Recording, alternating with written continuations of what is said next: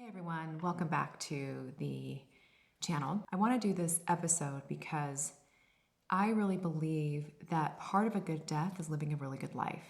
And what I mean by good, I mean by meaningful, I mean by intimate, I mean whatever the stuff that is all part of what we consider a good life and death for us. And part of living that good life is living a life that is meaningful to you. And in that spirit, I want to share with you today some of the things that I wish I knew in my 20s and 30s because I hope you find it helpful. That's the only point I do all this. And by finding it helpful, maybe helping you see something in yourself or a friend or whatever, a loved one, and if it's going to help you or them live a better life, let go of things sooner that aren't serving them, then that's all I want to do. Hi, my name is Abigail. I'm here to normalize these conversations and education about death and dying so we die better at end of life. Let's get into it today. Death, the whole end of life thing, our mortality brings up a lot of stuff for us. It's really natural for us to reflect on how we've lived our lives when we're encountered with somebody's mortality, which naturally makes us reflect on our own. That's just kind of a natural thing that we do. We tend to bring things kind of around to, oh, how does this impact me?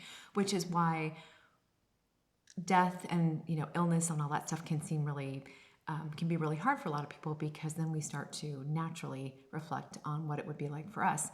And again, that's all normal. I want to really give everybody permission to not feel like they shouldn't feel fear, shouldn't feel all these what we call bad feelings or put into negative bucket feelings around death and serious illness and suffering, all these things.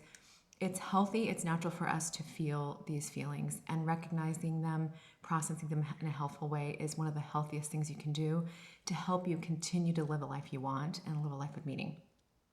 Today, I want to share with you some of my main core things that I wish I knew in my 20s and 30s, because it took me a very long time to get here. And it took me, it was like a marathon to really get to a point of really reprioritizing what is most important in life, especially in my life, and I think kind of in life in general.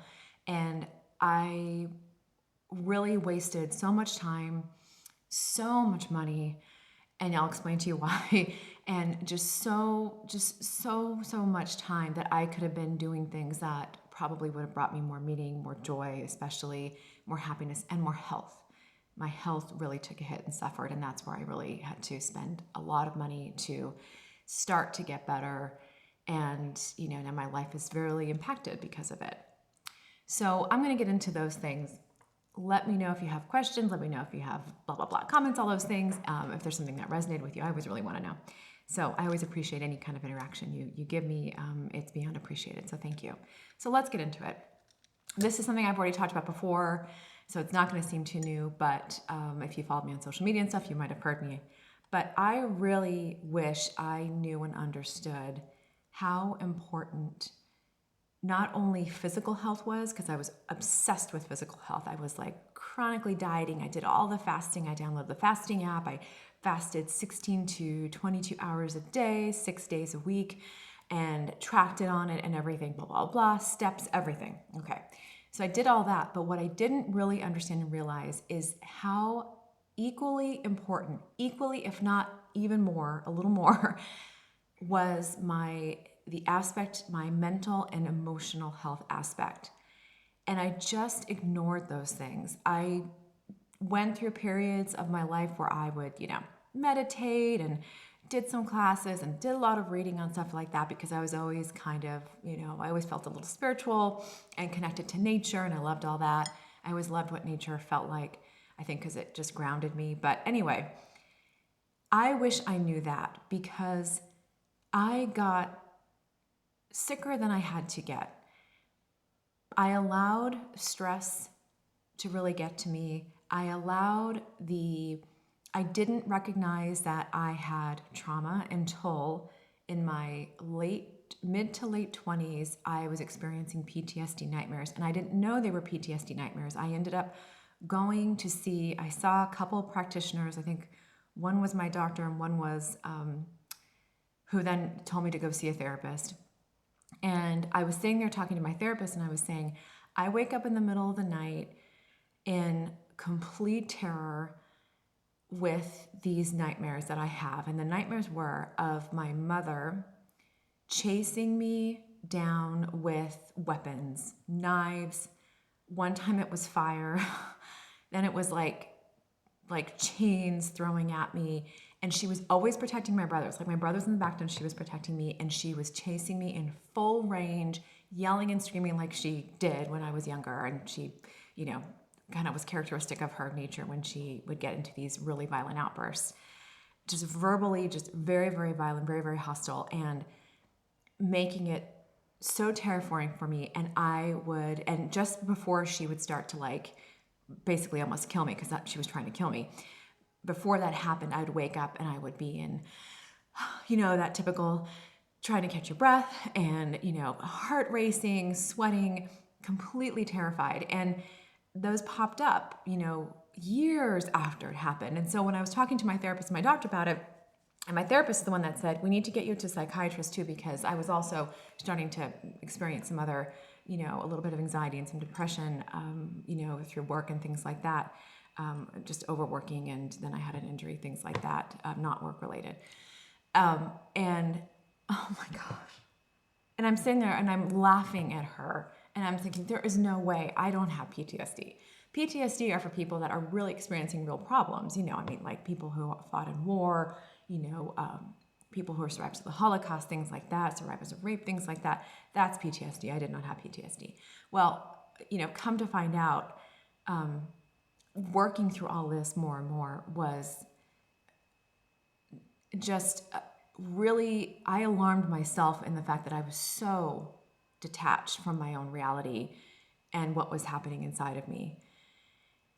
And because it took me so long to really start to deal with it, I started to deal with it then, but it took me a long time to really start to deal with that and all the other things that kind of stuck to that waxy ball. And it wasn't until I got super sick, and then I had to take a year off of work, and I will go into that a little bit more, but it wasn't until I started to work with a somatic therapist and really go down and realize that this trauma is stored in your body, and really start to work with it there. I was cognitively, I understood everything. I did cognitive behavioral therapy, and I totally understood, but I had to really get into my body and get into the trauma and start processing stuff. And whoa, is there a lot of stuff there. So I'm still working on it, still being, much more healthy than I was, but it wasn't until I started doing that and really taking care of my mental and emotional health that my health started to turn around. I was doing everything perfectly. I was just regimented. I was always good at that, disciplined on how to eat and how to whatever. And I was eating everything perfectly and exercising perfectly. I was able to lose some weight, but then it got stuck for a while.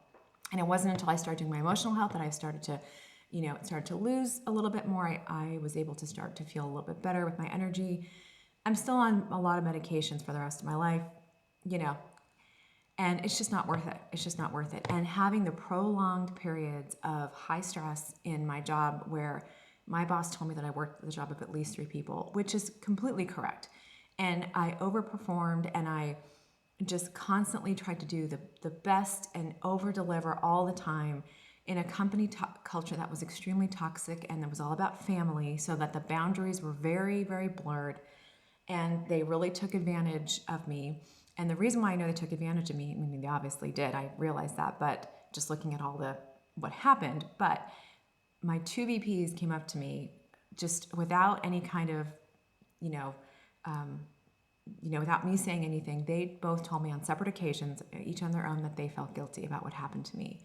And nobody would feel guilty about what happened to me unless they knew they played some part in it that wasn't helpful to me. So they knew that they really took advantage of my overworking, my ridiculous commitment to the company and everybody there.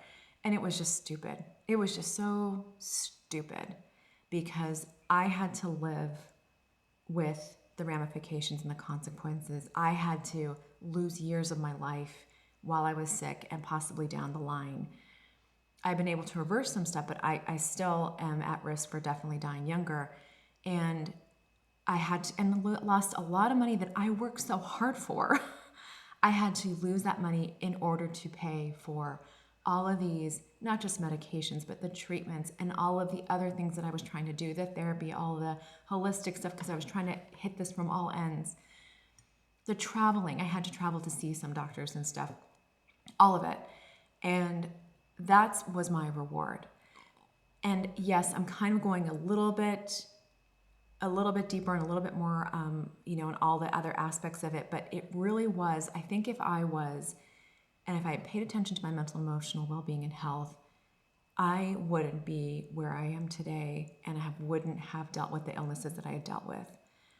And I would have made smarter decisions. I would have left the job earlier because I would have realized that my worth was way better than how I was treating myself with them and how they were treating me.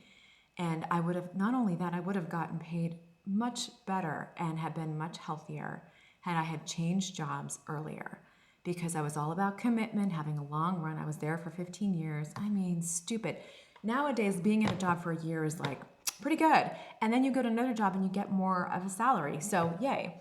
So which brings me to my other thing I wish I knew. I really wish I knew that staying at a job for a long term was a really stupid move on my part. Unless you're making like huge loads of money and you're really happy with it and you're really happy with your growth. Because that job stopped serving me a really long time ago because it was just there to take advantage of me. And yes, I learned some things here and there. I was able to do some other things in the community that I really, really loved and enjoyed, and work with hospitals and teach, doctors and other people at the hospitals on end-of-life discussions and things that I just really, really loved. But I could have left earlier. I could have done some other work that was just as fulfilling, if not more, earned way more money, and had gotten sick had I been healthier emotionally and mentally, and realized that when people take advantage of you, it's on them. And if they don't take responsibility and own up to it and do something about it, then you need to make that move and get out of there.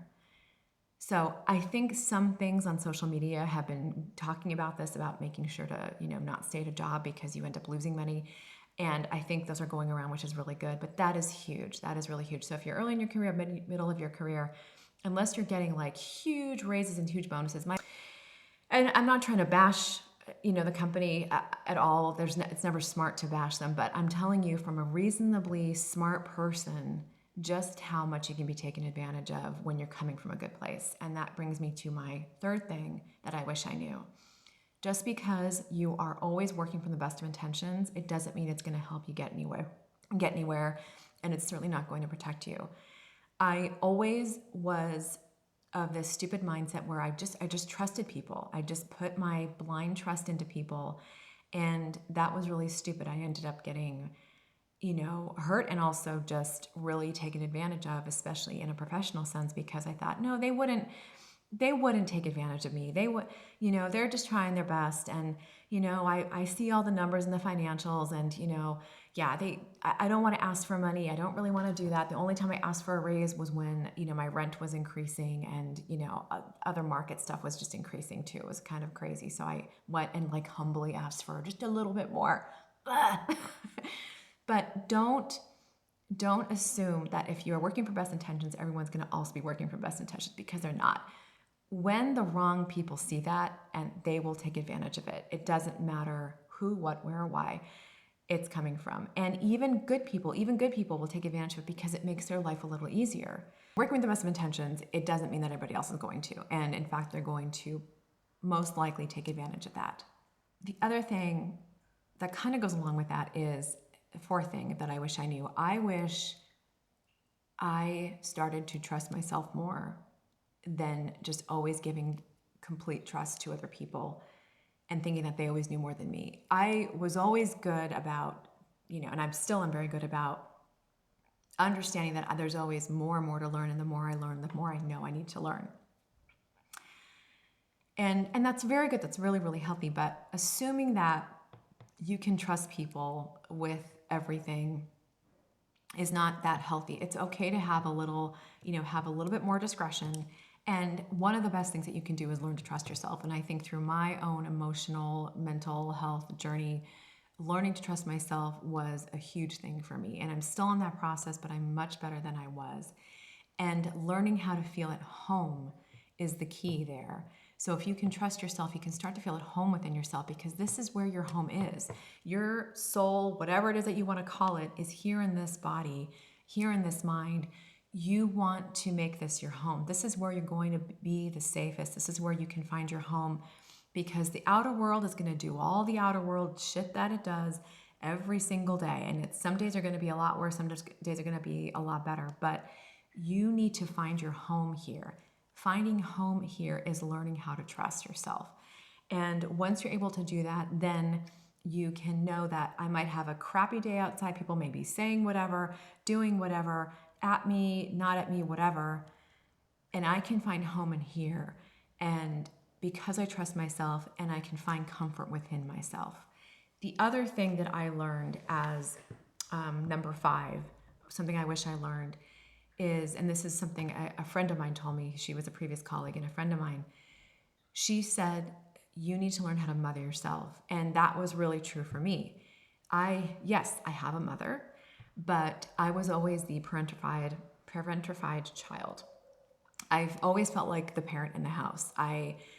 My mother was, very emotionally abrupt and violent, very, very harsh, and very emotionally immature. And I always felt like I was the one trying to be the peacemaker, trying to be the understanding one, when she would get mad at me for missing a corner when I swept the floor, because I came home every day and I would clean and get the dinner ready and stuff. And she would just get so mad at me for missing something, and then wouldn't talk to me for days. And I would always have to be the one, I felt like I always had to be crawling back and asking for forgiveness for something that I didn't need to be asking for forgiveness for. But in my mind, because she was angry at me, I thought, oh my God, I did something wrong. I was horrible. I missed that, and I can't do that. Everything's got to be perfect, which led to my perfectionism. Anyway, letting that go, which is great. I love that. Anyway, so she never mothered me. I never had the mother that I needed. I think now she's trying to a little bit, but she still, has that stuff. But I really had to learn how to mother myself and learn how to comfort myself, learn how to give myself permission to be feeling the feelings that I needed to feel, to pay attention to this younger version of me, this child who was constantly dismissed and constantly basically just not treated the way she deserved to be treated, especially because she was always trying to do the right thing and just wanted everybody to be happy around her, because she was literally terrified and never felt safe growing up.